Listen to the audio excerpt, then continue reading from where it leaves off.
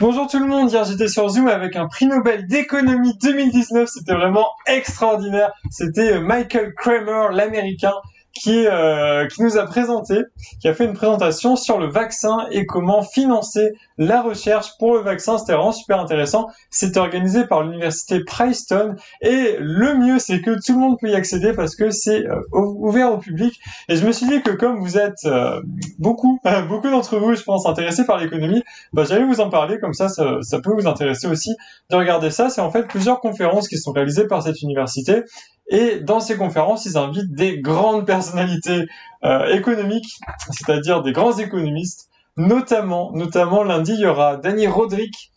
Et dans quelques jours, il y aura aussi Paul Krugman qui va venir. Donc ça, c'est tellement bien. J'ai tellement hâte d'être avec Paul Krugman. Vous imaginez sur Zoom, vous êtes avec Paul Krugman, c'est juste un truc de fou. Moi, ça me fait rêver vraiment. Paul Krugman, quoi. Voilà. Enfin bon. En tout cas, ça va être génial. Et puis, c'était vraiment intéressant. Alors, qu'est-ce que je peux vous dire de cette présentation? Qu'est-ce que j'en ai retenu? Alors, c'était pas facile. Pourquoi? Parce que déjà, c'est tout en anglais. C'est tout en anglais. Et en plus, c'est tout en économie. Et l'économie et l'anglais, c'est deux langues particulières qu'il faut maîtriser, qui sont pas évidentes, et donc c'était un petit peu compliqué parce que il parlait effectivement en anglais assez rapidement, mais moi ça va, j'arrive à suivre, mais peut-être que si vous faites pas régulièrement de l'anglais, ça va être un petit peu compliqué. Alors peut-être que vous pouvez regarder les vidéos en rediffusion, peut-être que sur YouTube vous trouverez des sous-titrages, enfin voilà, il y a peut-être des choses comme ça. En tout cas, je vous mettrai le lien en description, et puis après c'est vrai que c'était aussi très économique, c'était quand même assez économétrique aussi, hein. Il y avait, je me souviens, tout début de la présentation, ils ont fait un petit essai sur la théorie des jeux. Alors moi déjà qui suis nullissime en théorie des jeux, bah voilà, ça me fait un peu bizarre. Mais bon, c'était quand même bien. Alors de quoi ils ont parlé? Juste vraiment un tout petit résumé. La question qui était posée, c'était est-ce que c'est en fait rentable pour les firmes de rechercher un vaccin?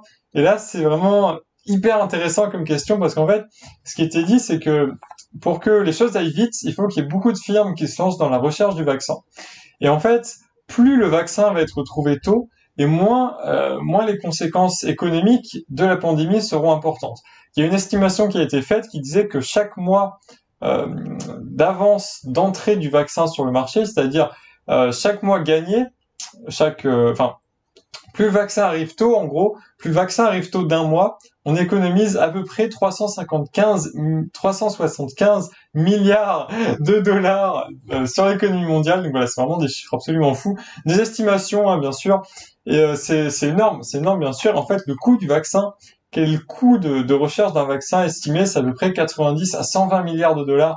Donc c'est un coût énorme, mais en fait, ce que disait notre ami prix Nobel, c'est que c'est un coût énorme, mais qui est en fait ridicule par rapport aux gains que ça peut apporter de, effectivement, trouver rapidement un vaccin. Et il y a eu d'autres analyses de ce type-là, notamment des questions de probabilité, c'est-à-dire que pour que on ait 90% de chances de trouver un vaccin en moins de 18 mois, il faut qu'il y ait plus de 15 entreprises qui se lancent dans la recherche d'un vaccin. Mais un vaccin, c'est quand même hyper compliqué à rechercher parce que ça coûte hyper cher. Et puis surtout, en fait, la question qu'il y a, c'est que quand vous faites un vaccin, il y a la firme qui trouve le vaccin qui va devenir riche, forcément, parce que du coup, elle va le vendre à tout le monde. Alors, entre guillemets, parce qu'il y aura aussi les États là-dedans, etc. Il y aura le besoin social, etc. Mais la question, c'est que les autres entreprises qui auront aussi fait de la recherche, qui auront aussi investi massivement dans le vaccin, eh ben, elles n'auront rien parce que l'autre aura le vaccin avant elle, etc. Du coup, la question, c'est aussi celle de la spécificité des actifs. Peut-être que vous l'avez vu en cours, en fait, souvent les entreprises ont des actifs spécifiques qu'elles ne peuvent pas convertir facilement pour effectuer d'autres productions. Et en fait, au niveau des vaccins, moi je savais pas du tout ça, mais en fait les actifs sont très spécifiques et on peut pas convertir sa production d'un vaccin en un autre vaccin comme ça en claquant des doigts. C'est vraiment hyper compliqué. Et ce qu'il a expliqué, c'est qu'il n'y a pas du tout un taux de 100% de conversion de, de l'usine. Voilà, quand vous avez une usine de vaccin, vous pouvez pas la convertir en une autre usine de vaccin. Voilà, c'est un peu l'idée. Alors, qu'est-ce qu'il y avait aussi d'autre comme enjeu? Beaucoup de questions donc, d'économie sur les bénéfices, le bénéfice marginal, etc. Il proposait aussi au niveau oui voilà, il proposait comment on dit ça en français? J'ai pas le mot.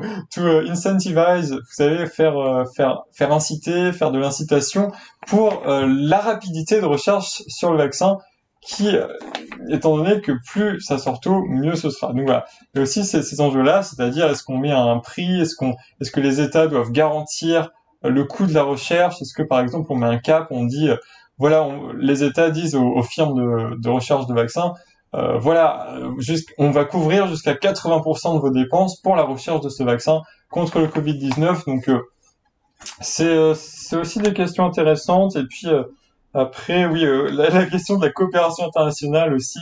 Est-ce qu'on arrivera à avoir une coopération internationale rapide ou pas? Et il disait qu'il faut absolument éviter. Bah, là, je vous fais un petit résumé en fait de ce qu'il disait. Absolument éviter une situation de d'accords bilatéraux entre États en mode moi j'ai le vaccin, mais j'ai un accord d'exclusivité avec toi, donc je le passe qu'à toi et pas aux autres pays, etc. C'est vraiment des enjeux vraiment géopolitiques à ce niveau-là qui sont vraiment intéressants. Bon, et puis, un dernier truc aussi, mais alors, il y a encore pas mal de choses. Il y a aussi la question du partage des données, parce que normalement, enfin, moi j'ai vraiment appris plein de trucs sur la recherche, sur le vaccin, etc. Normalement, quand il y a une recherche qui est en cours sur un vaccin, les résultats ne sont disponibles qu'à la toute fin de la recherche. Et en fait, ce qu'il disait, ce que Michael Kramer disait, c'est que si on donnait les résultats vers le milieu de la recherche, parce qu'en général, vers à peu près le milieu, enfin à peu près à ce niveau-là, au niveau de la recherche du vaccin, on a déjà une bonne idée de si le vaccin va marcher ou pas. Et donc il disait, plus on sera en capacité de transmettre rapidement cette information, et plus on sera rapide pour créer un vaccin. Donc voilà, c'est aussi une question comme ça. Et puis une dernière question qui m'intéresse en fait de vous parler, c'est ah oui, alors deux dernières choses. C'est est-ce que il y aura assez de monde pour essayer les vaccins? Parce qu'en fait, dans les recherches de vaccins, il y a besoin qu'il y ait des échantillons énormes pour faire des tests et voir s'il y a des effets secondaires, etc. Enfin voilà, il y a besoin vraiment de faire beaucoup d'essais. Et le problème, c'est que le temps qu'un vaccin arrive, le temps que la recherche soit suffisamment avancée pour lancer des essais cliniques, est-ce qu'il y aura encore suffisamment de personnes infectées et volontaires pour réaliser ces essais de vaccins? Voilà, c'est une question qui est posée aussi, parce que c'est vrai que si les effets de la distanciation sociale, comme on dit, marchent, bah, il se peut qu'il y ait plus beaucoup de contaminés, peut-être plus suffisamment pour faire des essais. C'est aussi une question qui peut se poser. Est-ce que ce sera le cas ou pas du tout? Je ne sais pas. Et dernière chose aussi, un truc intéressant, c'est aussi la taille des dépenses publiques.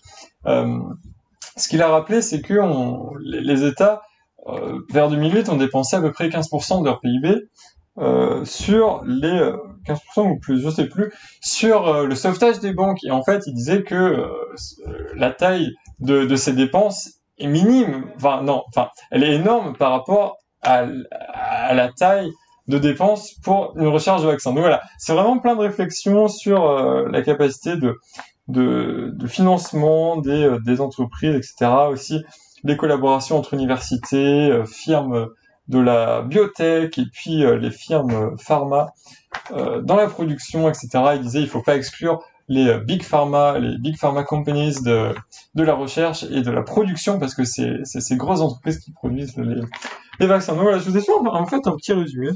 C'est intéressant parce que ça m'a permis de m'en souvenir aussi.